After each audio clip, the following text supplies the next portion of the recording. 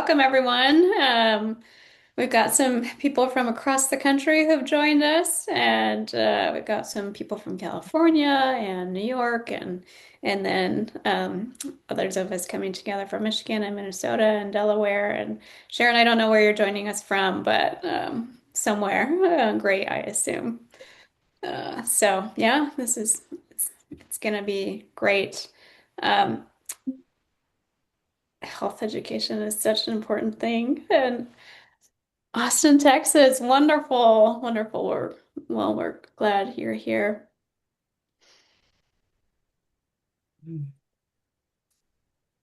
Okay, and hopefully everyone can see the screen as it's being shared. If you can't, just give us a thumbs down or in the chat or let us know there. So great, we got a thumbs up. That means you can see it. The technology is working for us, so that's a good thing.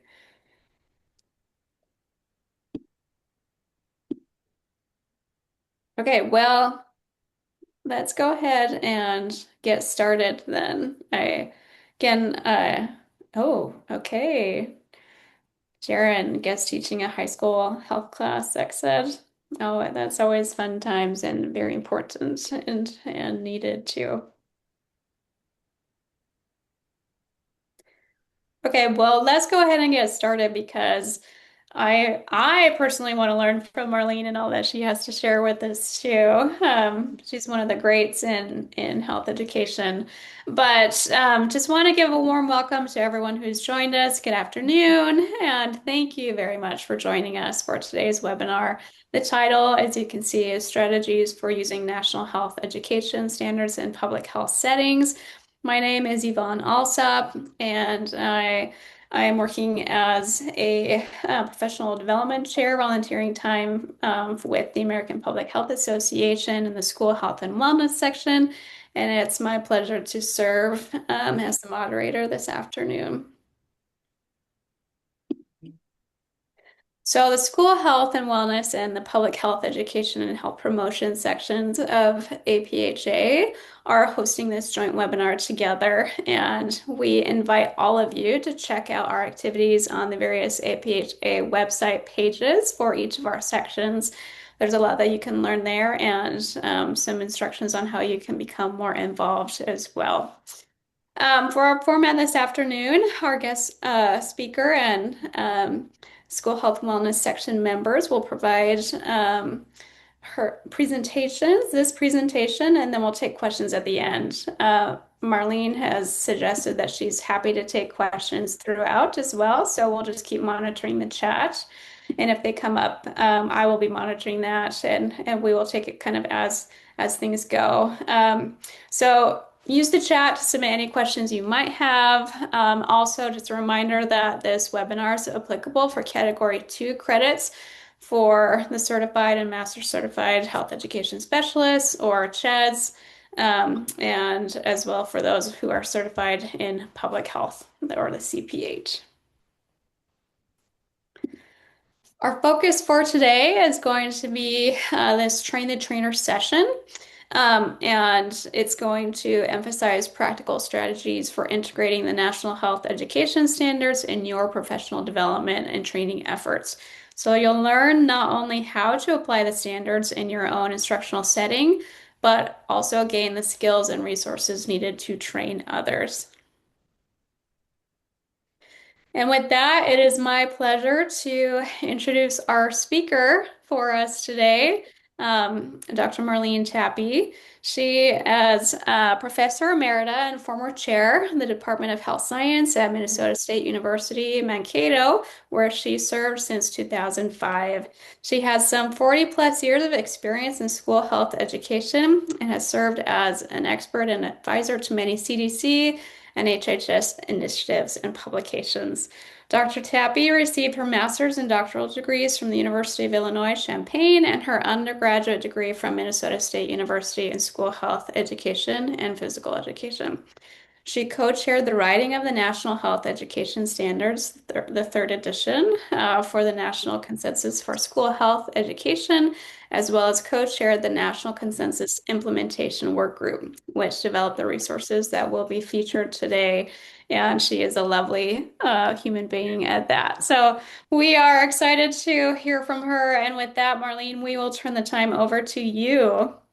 All righty. Hey, thank you so much. And thank you to Elena and Yvonne for bringing this to APHA. Uh, our goal is to get the National Health Education Standards third edition used as widely as we can. And we're in the process of developing a variety of activities, but certainly one of the activities in dissemination is this webinar. So thank you to Yvonne and to Elaine for sponsoring this, putting this together, and giving me an opportunity. My co-partner in crime is a person named Dr. Beth McNeil out of Texas A&M. Beth is teaching today, and so I'm going solo, but certainly Beth, I can't help but acknowledge Beth because her contributions are all over this and the work we're doing. Okay, I'll take the next slide, Elaine. This is a project of the National Consensus for School Health Education.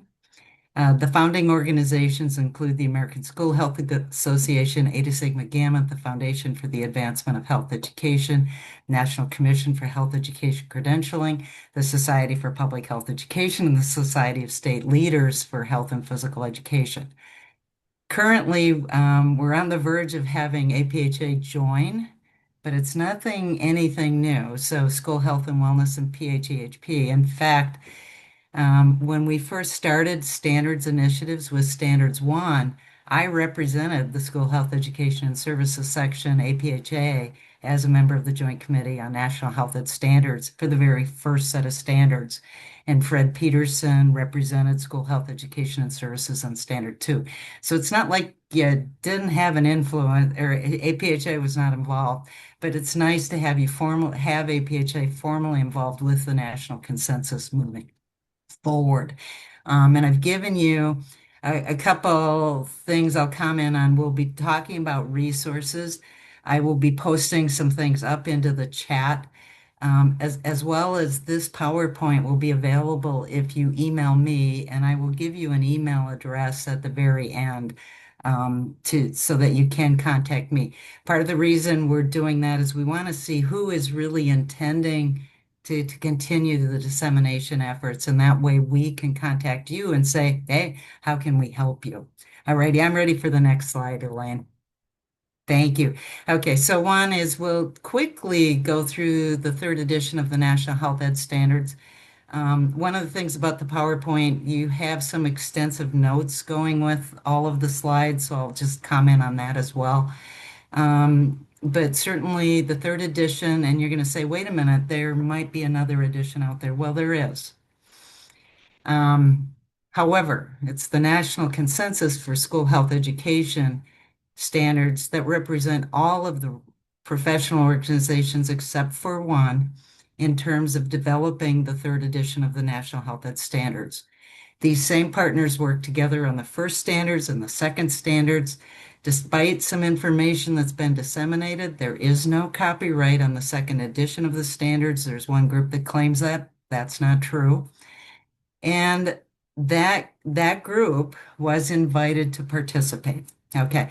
I can say that having looked at the standards, the third edition of, as they call them for the standards, there's not a lot of difference, but I can certainly, if you want me to explain the difference between the Society for Health and Physical Education's third edition of the National Health Ed Standards and the National Consensus for School Health Ed, I can either do that even in an email, or if you want, and we have time at the end, I'm happy to talk a little bit about that because I have looked carefully at what those standards look like. But these represent health educators from across the country. They involve all of the professional organizations that are members of the Coalition of National Health Education Organizations. And so just putting that there. So the other thing I'm going to show you and give you access to would be some of the resources we've developed. And And then finally, giving you some ideas about strategies we can use to support the National Health Education Standards. And I'm ready for that next slide, Elaine. One of the things, and actually this came from a past chair of the School Health and Wellness section of APHA, we were having a discussion and talking about the origins of school health ed. And I steal it from Larry Olson that, school health ed has been the one, schools have been the one public health agency that's always been there. If you were to dig into the history of public health, it's in the Shattuck Report. In fact, very explicit language about what students should be taught in schools related to health. And it's also in the very first edition of the landmark document in education called Horace Mann's Common School Journal. In the very first issue, he talked about what students needed to learn about health in schools. The goals of school health education really puts what we do in school health at the intersection of education and public health. We want to certainly improve students' learning because we know that by increasing students' knowledge, attitudes, and skills and their behaviors, we can improve their health and academic achievement. And in public health, we know that by having students engage in those healthy behaviors, we reduce morbidity and mortality. So it's a perfect place where health and public health interface. Okay, I'm ready for the next one, please. Okay. There's a variety of tools, and the tools that I emphasize in no matter what I'm doing and who I'm working with, one is certainly the third edition of the National Health Ed Standards, free and available. These come from the National Consensus for School Health Ed. The second one is CDC's Characteristics of an Effective Health Education Curriculum. I'm not going to talk about them today, but they're kind of the foundation and the interesting thing is if you were to look at these characteristics, they apply to any form of public health education as well as school health ed, except there's a little bit of twist because they created them actually for public health and then modified them, and the ones that are available apply directly to school health, but you'll see tremendous overlap. Okay, and those characteristics talk about using standards-based health education. The CDC's Health Education Curriculum Analysis Tool, it comes from CDC, and I will give you the link to that. And so what's not in the speaker notes is we know that our colleagues at CDC are struggling. But one of the ways we can help our colleagues at CDC is to continue to use their resources. So click on these links from CDC early and often and give them to everybody else. What I encourage you to do, however, to avoid some of the problems that have occurred in the past 11 months or so about is that download them and record your download time.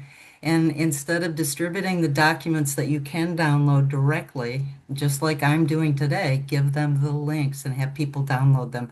One, CDC Dash will get credit for those hits on their sites, and they'd still, part of the metrics is still how are things being used within groups. And this is one way those things can be used. The HECAT, we've got the characteristics and we've got the HECAT, and I'll give you that link. And I'm going to give you a series of different ones and I'll explain how they're different. And then finally, one of the products that we developed out of the National Consensus for School Health Ed is teaching standards-based health ed. So I will put up a document that gives the links to all of these there. You can feel free to distribute the PDFs for things that come from the National Consensus. We want you to do that. But due to some concerns related to what's happening with the administration and CDC, encourage you to distribute the links rather than the documents themselves. Okay, let's see, next one. Okay, so this is what's at the National Consensus for School Health Ed. This website, currently our partner at Sophie is managing our website, and we do have some things we need to get loaded up to that site as well, but you can find everything is free of charge. That's the bottom line for us. We want it readily accessible, and that's by putting them up on a website. So the national standards are available from there. We also have a document, what it really looks like, I'm going to talk about it multiple times, is teaching standards-based health education. You can click on and download it, get your students to do it as well. And then we've dumped a number of placed a number of presentations under teaching health skills. And so you'll find some different PowerPoints and resources there. And again, if you use the QR code on this slide, you can access it. All righty. And how about the next one, Elaine, please? So here are the links. And so the resources you may want to download, and perhaps I give you a minute, or while doing that, I can answer some questions. But here's one of the links for the National Health Ed Standards. In fact, tell you what, I can put the links up in the chat. So I will do that. And another one is the National Consensus is Teaching Standards-Based Health Ed. It's kind of our toolbox. And then finally, the Health Ed Curriculum Analysis Tool. The thing that we're primarily using out of the CDC's HECAT is these healthy behavior outcomes. One of the things, and by the way, this goes back to, and I'm going to show you a slide in a minute, that even the school health education study, for those of you that are younger, it's a document from 1967 created by, and it was considered the landmark piece of health education curriculum at that time. And it was developed by some of the icons in our field. In fact, two of them were on the first National Health Ed Standards Committee. But even there, in the 60s, we were talking about focusing on school health education, focusing on behavior. And so why we use the healthy behavior outcomes out of the CDC's HECAT is they give us a focus for a lesson. So rather than what's the topic, what's the behavior? And if you want students to do that behavior, then what's the content? What are the facts students need to learn, as well as what skill do they need to be able to engage in that behavior? Okay, so I'm going to quickly, whoops, did this wrong. I want to upload to the chat. Let's see. Yep, here we go. Whoops, I just made a mistake.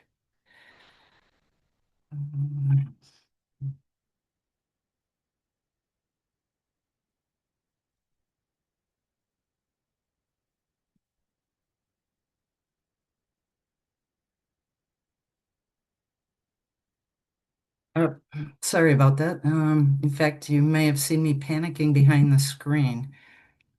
Um, Marlene, I can go ahead and upload those would while you you, do that, Yvonne? yeah, I Okay. can do that. Okay, because I'm faltering here. Um, because I'm trying to load them into the chat and I'm not getting anywhere. I hit the screenshot again. Okay, so those are the links, and Yvonne's going to load them up for us. Okay.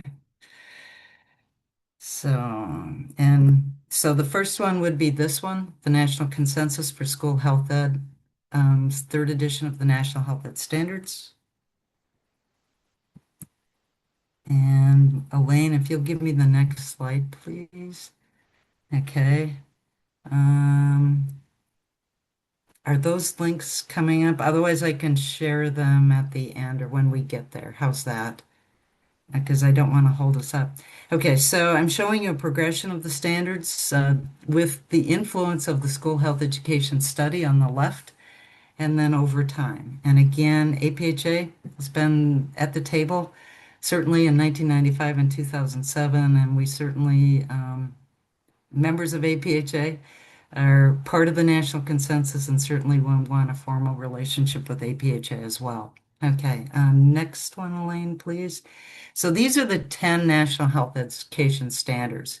And for those of you that want the more in-depth piece, again, if you're planning on presenting, send me an email and I can provide the PowerPoint, and the speaker notes are pretty detailed. You'll notice that we have 8 national health ed standards. We did in the second standards. In the first standards, we only had 7. But the only real difference between standards 1 and standard 2 in the beginning, or the first set of standards and the second, is that in the second national health ed standards, we split decision making and goal setting into their own standards. And that's really essentially they've stayed the same. So the first national health ed standard focuses on what kids should know. And so it's the facts. I mean, students need facts such as the benefits of not smoking, when they're refusing. Well, I don't want to do that because, or here's a reason why you shouldn't smoke if they're advocating. So, standards 4 and 8. And so there's times students need that basic functional health information, and they also need it to be able to apply it to skills. And so as we look in that, Elaine, if you'll give me the second slide, the next slide, please.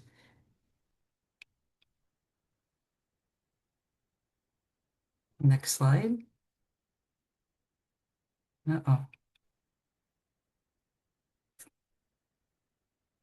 There we go. Will you go back one, please? There we go. Okay, so functional knowledge, and you'll see that I've got that in a different color. The rest of the standards are skill standards, and this isn't exactly new. I mean, even almost 50 years ago or 60 years ago, the school health education study, they talked about influences in decision making, maybe not some of these other things, such as advocacy. But the big difference that came about with the first standards was an emphasis on the skills that students can do. One important point about these skills is you're saying, well, wait a minute, those aren't skills like we teach in physical education, but these are more cognitive skills. So the analogy I always use with students is that, and teachers and others, is that think of math skills. All right. Anybody want to throw into chat a math skill you learned in first or second grade? What's a math skill you learned? Or what are your children learning? Anybody? Yvonne, I'm going to call on you. Yvonne, I'm going to call on you if you don't if they I'm don't get it. ready. I'm ready. Yeah, give us an answer. What's a math skill that you learned or your children in your family learned? Obina wrote addition and subtraction. Absolutely. Cognitive skills. And so many of these skills are cognitive skills, just like math skills. Now, are there places where we see these psychomotor skills that those of us who went through a traditional college of education type program? Well, yeah, there are. When students are, for example, interpersonal communication, there's a whole bunch of psychomotor things that can go in terms of body language, but and also in advocacy is applying the tone of voice and our body language when we want to advocate interpersonally with somebody else. Okay, but many of these skills are more cognitive skills versus physical skills. Okay, next slide, please, Elaine. Okay, now under functional knowledge, and you're going to see this slide multiple times, the CDC in general, the national standards are not specific to content. They don't talk about, say, a topic somebody brought up earlier was menstrual health or principles of exercise or benefits of not smoking. Um, we leave that to the states, and often the states leave it to the local level to determine that. CDC, however, has given us guidance through the Health Ed Curriculum Analysis tool by creating 9 modules related to the topic areas of health education. Many of these are not necessarily the traditional content areas of health education, but these are the ones that CDC has determined either based on the 6 CDC risk behaviors, which if you look at this, you can see them there, as well as some basic things related to hygiene, personal health and wellness, and the fact that emotional mental health is related to all engagement in all of these risk behaviors. And so the HECAT designed 9 modules related to these that are specific to each of these content or topic areas. All right, next slide, please, Elaine. So we use those.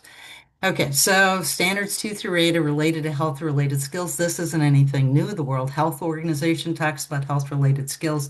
Often you hear about people talking about decision-making falling there. But again, looking at all these other skills, cognitive skills, that's where they fit. Okay, so next slide, please, Elaine. There we go. So skills to analyze what influences our health and health behavior. What are internal influences, external influences, how we can use positive influences to help us engage in healthy behavior or help them engage in healthy behavior, and what can they do to overcome negative influences, for example, some of our social media influences, and how can they overcome those negative influences? Again, not all social media influences are bad, but unfortunately, that's what we're seeing a lot of things about some of those negative influences. We need to have kids identify those influences and how can they use them to help them engage in healthy behavior, avoid them in negative. How do they access valid and reliable health information, products, and services? And now, unlike any time before us, what's true? What's factual? Interpersonal communication. We're not talking public speaking here. We're talking about how do we get along with others. So, nonverbal communication, listening skills, refusal skills, collaboration skills. How do we express that we care and have concern for others? How do we help others? How do we, resolve conflicts?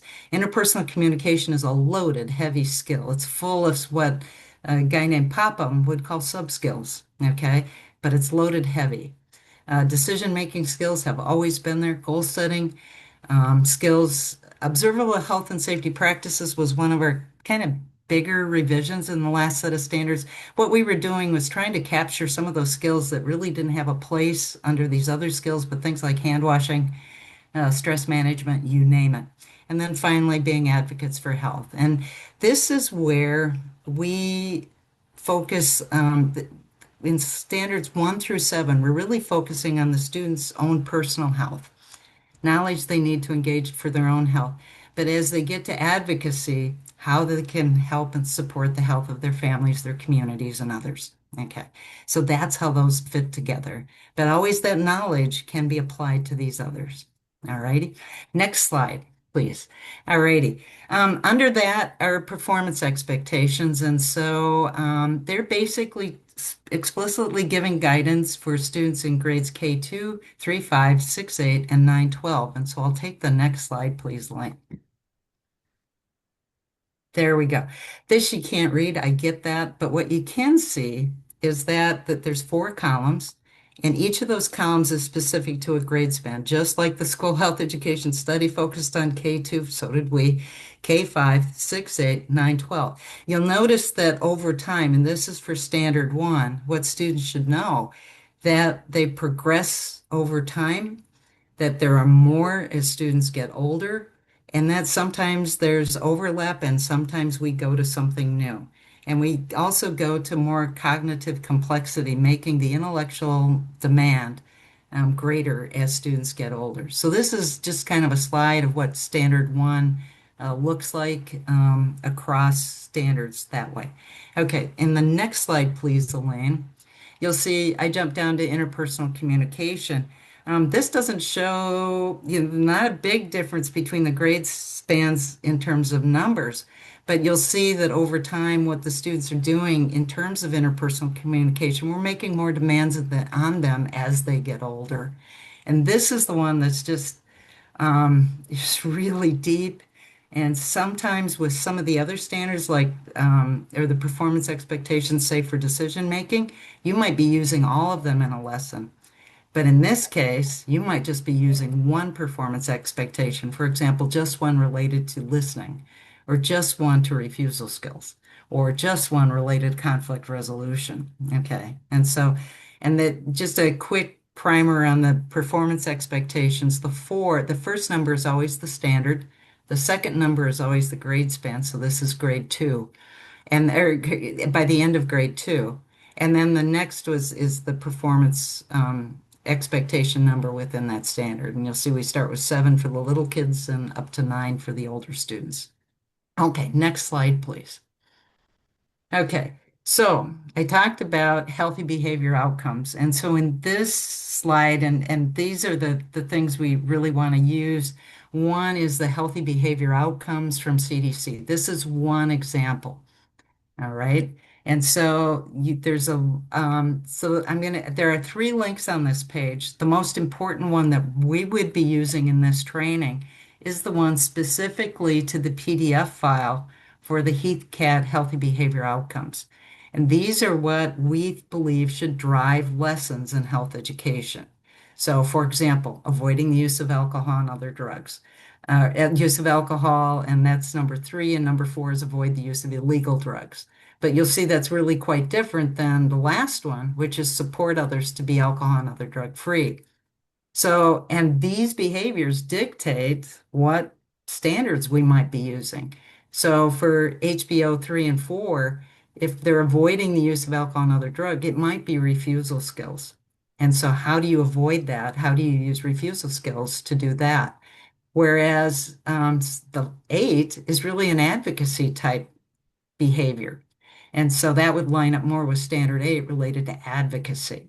And in advocacy, we did put in a step-by-step process so you could use all of it or you could use pieces of it.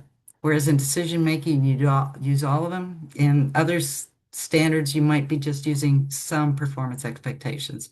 So if you can make sure you've got access to the healthy behavior outcomes, that would be helpful.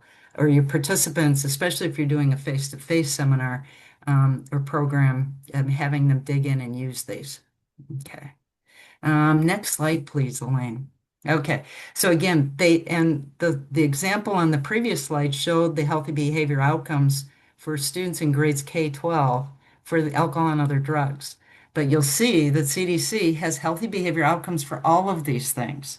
And in fact, what I told to my public health students when I was teaching is that, hey, you're not sure where you're going in designing a curriculum? Go to these healthy behavior outcomes and then ramp it up if you're looking at college students or other adult populations. Which of these can you use with adults? And by the way, some of these healthy behavior outcomes, even for alcohol and other drugs, we're not going to use all of them with a kindergartner, but we might use more of them, or by the time they're seniors in high school, hopefully we've covered or addressed all of those healthy behavior outcomes. All righty. Next slide, please, Elaine. Okay, so this is a graphic just showing you, yeah, here are all of the healthy, you can't read it, but you can see the content areas of the modules that CDC has developed and those healthy behavior outcomes. And so again, if you're interested in sexual health, you can go to either the specific module on sexual health, or you can, the module that I use in comprehensive health ed is the comprehensive health ed module because it includes all of the materials with applications examples related to each of the content module areas or content areas of health ed. Whereas if you're a specialist in sexual health, use the sexual health module. The CDC HECAT modules can be cumbersome. I mean, if you saw the document itself, it's about 4 inches thick, and if you're not printing double-sided. And so to keep it from being overwhelming, one place to start is just these healthy behavioral outcomes that are at the beginning of every module. Okay, next slide, Elaine, please. Okay, the other document that we use in our training or that we design for use in training is teaching standards-based health ed. And we've got a few more up our sleeve, by the way. But this one, we tried to create a template where we're using CDC materials and the National Health Ed Standards to help people plan lessons. Lesson is not a curriculum, but again, you could use the same approach in sort of kind of in creating a curriculum, because again, you'd be starting with your healthy behavior outcomes and then determining your lessons based on those healthy behavior outcomes. Okay, so here is again the link to teaching standards-based health ed. All right, Elaine, the next one. And you'll notice in this, and we go back 70, 60 some years, that are about that we really want to focus on behaviors. And that's why we use the HECAT. So I'm a huge proponent fan. I've done training with the HECAT, and I encourage you to link to it, use it. All right, next slide, please. Okay, and then in both the standards document, the National Health Ed Standards 3, we give steps for teaching skills, and then we also have it here in teaching health skills. It's skipping sort of one, but we're okay. But the notion is that anytime we teach a health-related skill, we need to just introduce it, We need to describe it. And one of the key things on this slide is that notion, and I'll come back to it, is that when we describe the skill, we got to demonstrate it, we got to show what are the pieces of it, and provide students what we call skill cues, in a sense, the facts or the pieces of that skill so that they know to focus on and use those as they attempt to practice using that skill. And so we did give those elements of the skill in the description, and then on the next slide, Elaine, on the next three steps, there we go. We model it.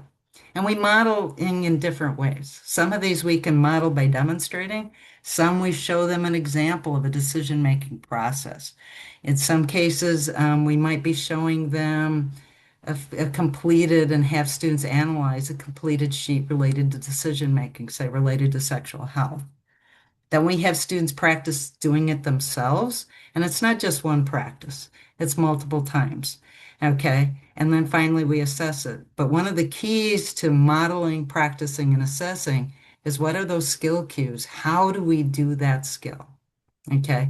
They're very laid out in the standards, say for decision making. But in this document, teaching health related skills, we've attempted to begin giving you more of those skill cues for all of them. We're not there yet, so there's going to be another document from the National Consensus if Marlene Tappe gets her way. Um, but where we do it for all of them. Okay. And what's fun is that when you're working with people and they need to be able to teach these skills, is have them practice modeling these skills.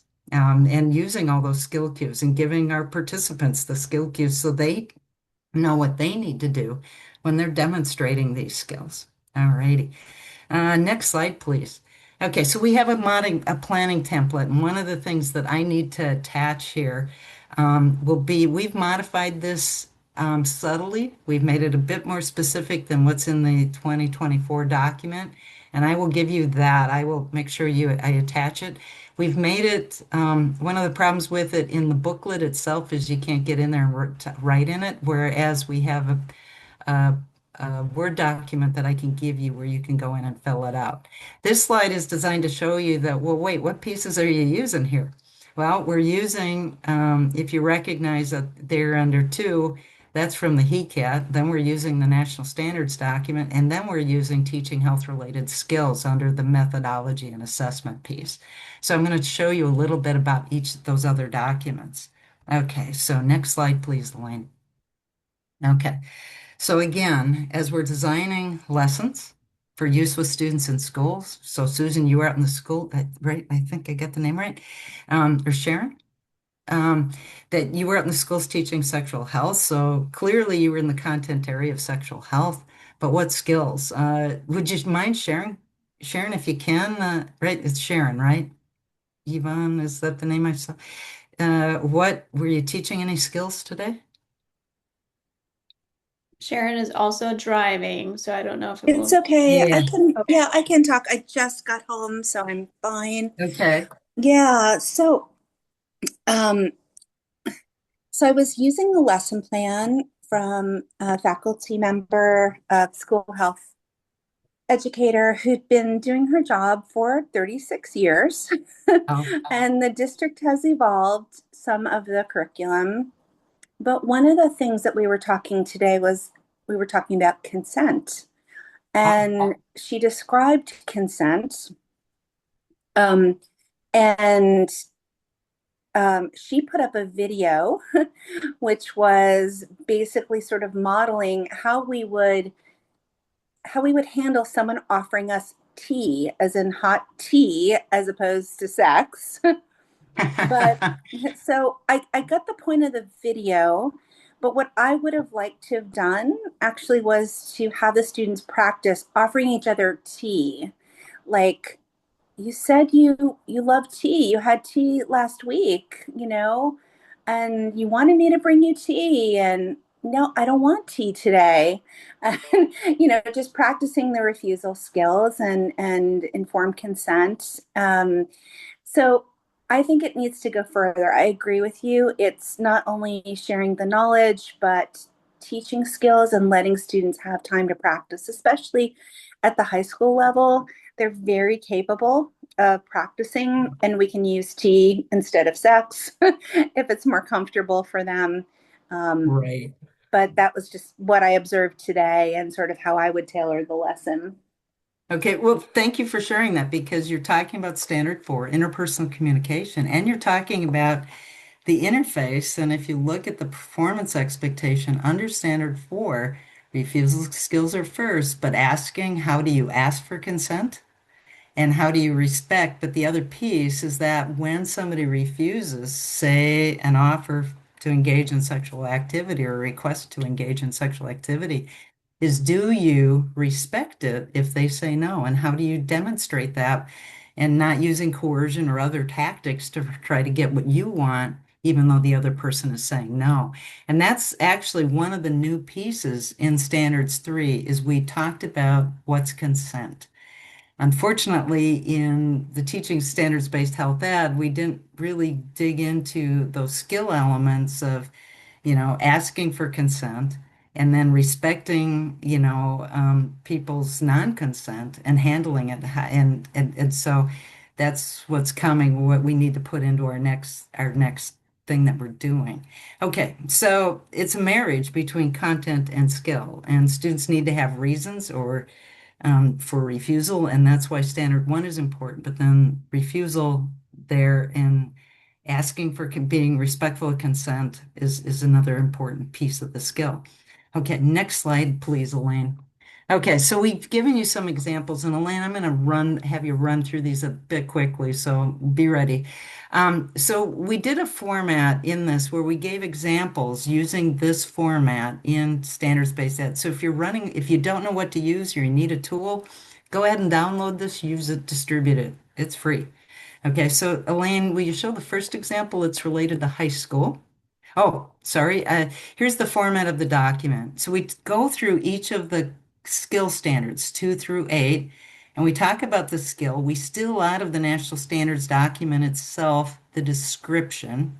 So we give the name of the skill, the standard that it is, and then the description. And this comes straight out of the standards 3 document. But the next slide, Elaine. There we give some guiding information. Here's some things to think about when you're teaching, in this case, accessing valid and reliable health information products and services. And we can go beyond that, but how about the next slide, Elaine? Then we give some skill cues. So what are we looking for? So what's the source? How can you locate a source? How can you evaluate its validity? Is it accurate? Is it credible, etc.? And then is it reliable? Is it consistent, trustworthy? And is it from a recognized authority? So these are the things we're looking at for using when we're teaching the skill, when we're having students practice it and learn it, and when we're assessing students doing it. Okay, next slide, please, Elaine.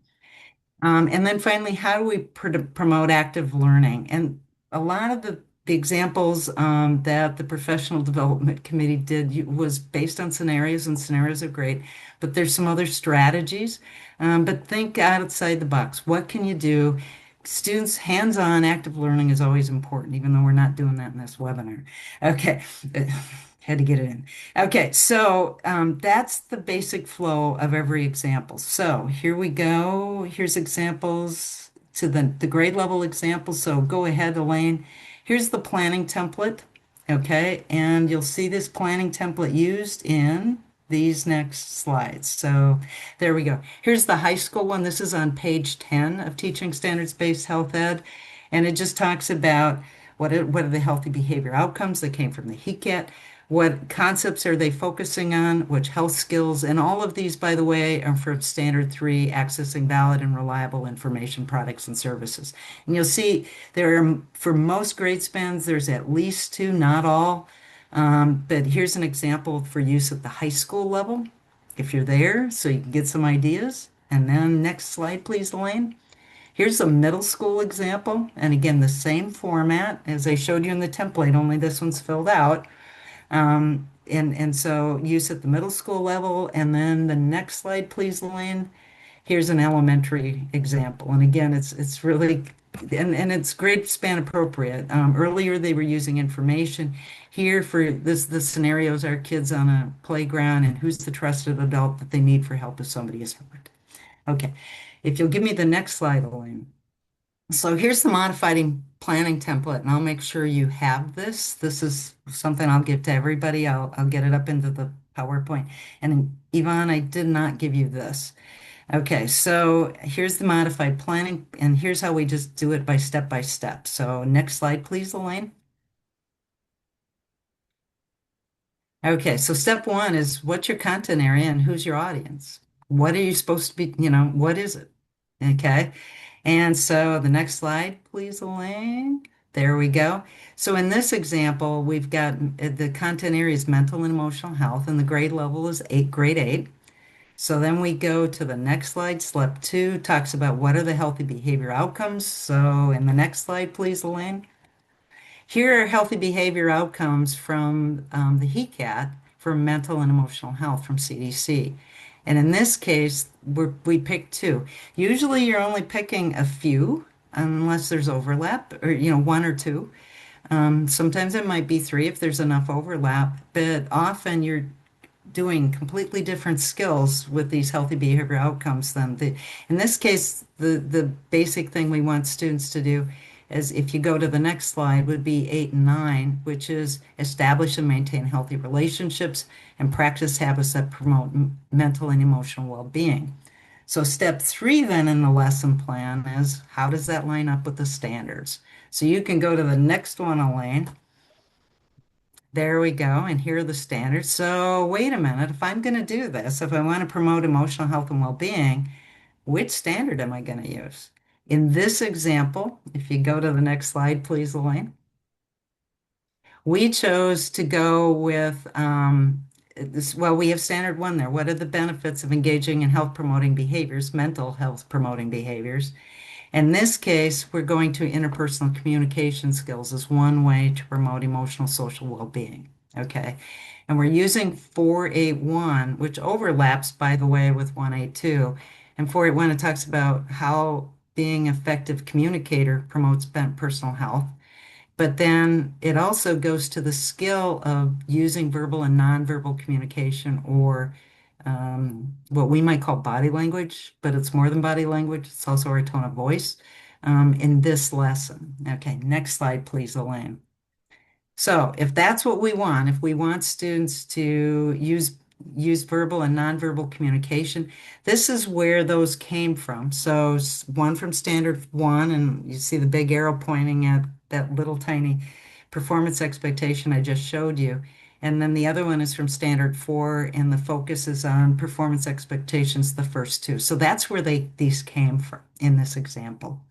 Okay, next slide, please. And then the next step is, well, what do they need to know? What facts do they need? What skill cues do they need? And then how do we teach it? Teach it and assess it. So next slide, please, Elaine. This one is content dense, but this is something I will also provide, but it just walks you through. For example, in this one, we start off by explaining what verbal and nonverbal communication is and what it involves. And then we have them practicing the nonverbal and verbal communication. So in this one, for example, there's an author named Eric Todd Parr, got the first name wrong. Todd Parr, who has little kids' books on communicating. He has some great books, by the way, but he has one on communication or feelings, and he also has a set of flashcards. And I use this with little kids, and I use it with my college kids as well. Having them play charades with feelings, and the notion of the charades is, can you show how to express this? So how do you express sad, happy, whatever? And can you figure out based on somebody's facial expression, body language, what they're communicating? So it's sending and receiving those messages, and charades is kind of a fun way to get that off the ground. And then we put students into practicing those. So they do they're working in pairs to practice sending and receiving those messages. And then they do they brainstorm the benefits of doing it and why it's important, and then finally closing. So I will give you this example. This example is not in the book. It's one we created for training purposes, but I will give it to you. Okay. Okay. So this is where we are out of time, but this is what in a face-to-face session we often do is have people select a content area, select an HBO, and then look at their content standards and their performance expectation under the content standard, and then select their skill, and then propose a way to teach it and assess it. And if we had enough time or like 2 or 3 hours, we could actually do this either online or in a face-to-face environment. But here, it's just basically practicing putting those steps together. Okay, so I'm going to skip this slide and go into the next slide, please. So here's my question for the group, and this is for everyone. How do you see yourself using the tools that I've just talked about, ran through in 50 minutes, in your own work environment and what you do in public health and working um, with people? Anybody? Don't be shy. Just these are very interesting tools, and recently I was developing an MPH program here in California, and I like the layout of the tools. It makes a lot of sense. So most likely I'll review the tools again and see what I can adapt in what I do, and if possible, move it forward. But I will need to review the tools first. But they sound very interesting and very well formatted. Thank you. Thank you.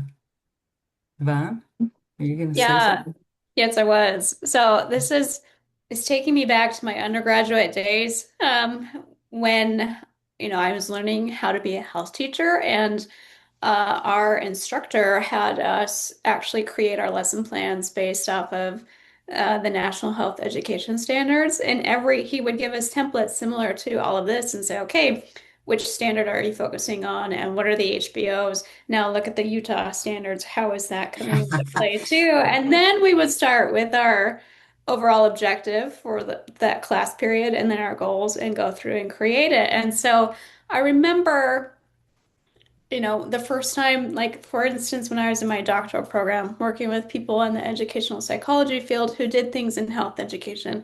And I was like, have you ever heard of the like HBOs from the HECAT? And, they've done things in health ed for a long time, and they're like, no. And so I was shocked. And I don't get to teach health education students right now, but I am teaching public health students. And so it's just helping me rethink, okay, how can I work this into some of the topics that we focus on, you know? Okay, so I will beg you, and I've done it. I taught both school health and public health students, and I had an introduction to public health course. And when we got to school health, I talked about the tools and how Mhm. they could use them. I said, this is just a taste, but here's some examples of how we've used them. And it was always interesting because it was fun to see those come back in students in the next class I taught, where they were beginning to say, oh, I get why you want these healthy behaviors because I can even use those as the focus for my script for a public service announcement or my script to do something else. But yeah, please introduce these to our public health students. In a section, we need a section in our public health courses and even in our methods courses. And what's unique about school health and what tools do we have that you can use? So thanks. Did you go to Brigham Young and have Cougar? I did, yes. Okay. Okay. Yep. Cougar and I have trained together. Oh, yeah. Fun. Anybody else? How you see yourself being able to use these? Anybody? Uh-oh, here's Larry Olson. I talked about you earlier, Larry. Sorry about that. You're lying about the public health agency that's always been there, America's Schools. So, Mhm. Marlene, do you have a set of slides one can use to introduce this to public health students in undergrad? Absolutely. And so what I'll do is, Yeah, we're looking at the end here, so I better, Elaine, will you please forward the slide?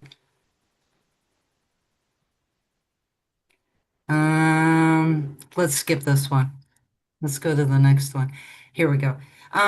Please just email me, okay? And if you and so what Beth McNeil and I are doing as we do these webinars is as if people want to begin using, and we'll give you the PowerPoint, but we just want to know how you're planning on using it, just so we can get an idea of how we can begin focusing what we're doing in our dissemination efforts. So please email me at this address and I will give you everything. Okay, I'll give you the PowerPoints, I'll give you links to the CDC documents, I can actually provide you with you can either go to the National Coalition's website or you can and download them yourself, or I can give you the straight PDF documents because I have them.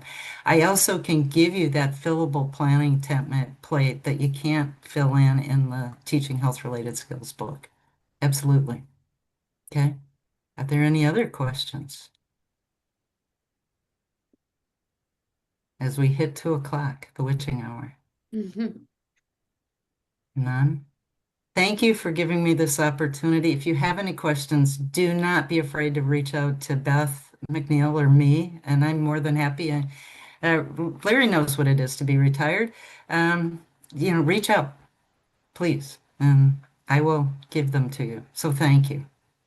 Okay. Thank you so much, Marlene, for this. This has been very educational and just wonderful to hear as well from someone who, you have put so much time and effort into this and helped develop these materials for us. So thank you very much. We appreciate it.